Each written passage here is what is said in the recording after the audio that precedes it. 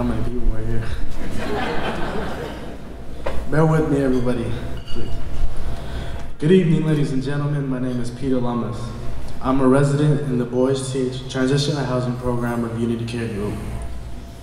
Now, I came here tonight, God willing, to share with you a story of hope, struggle, and of overcoming an obstacle. So you see, I grew up in a house of 5 women, 4 sisters and our single mother. My father left when I was 4 years old. And as a kid, I remember moving constantly. Growing up, we were poor, and my mother was unable to support us as a family. We had lived in many places in California. It had gotten to the point where we could not afford anywhere to live besides a family shelter. Therefore, at 12 years old, I had realized that my mother began abusing drugs. When I was 13, my sisters and I were taken from my mother's custody and placed into social services system.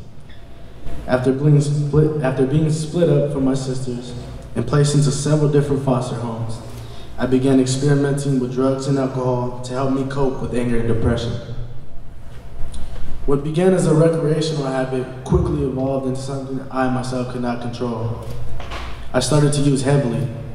My days felt like no matter what I did, I had to be under the influence just to get by.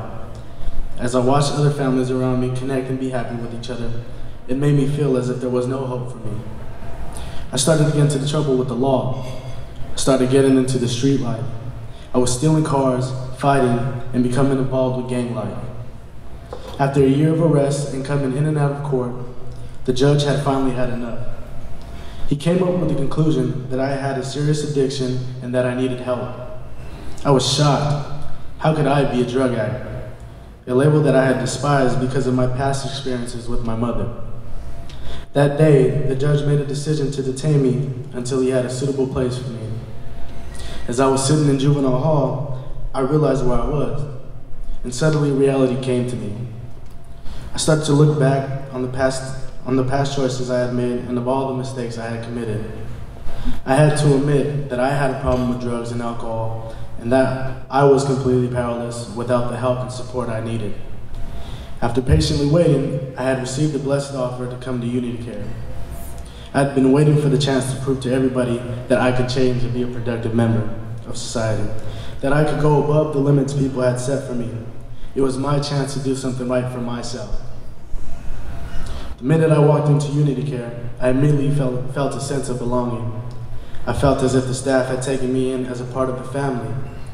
I started receiving support and advice from adults like Jay, Ike, and Kajala. I had finally found guidance through the father figures that I had longed for. Through Unity Care, I have learned many life skills. I learned how to get a job, and have volunteered my services as well. I'm learning how to become involved with my family again. Through Unity Care, I had the support and encouragement to graduate high school. I'm now attending De Anza College with a plan of majoring in kinesiology to become a physical therapist.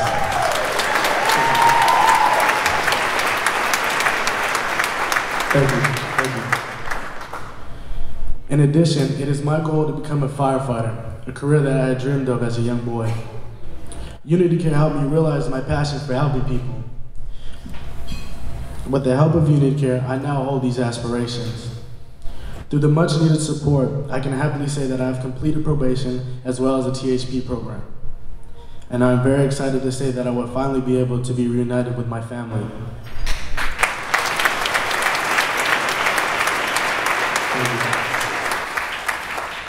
I will be moving in with my eldest sister in San Jose soon.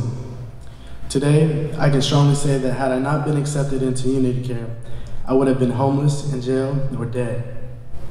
And for that, I'm truly grateful for Unity Care. And I'm also grateful for your support tonight. Thank you.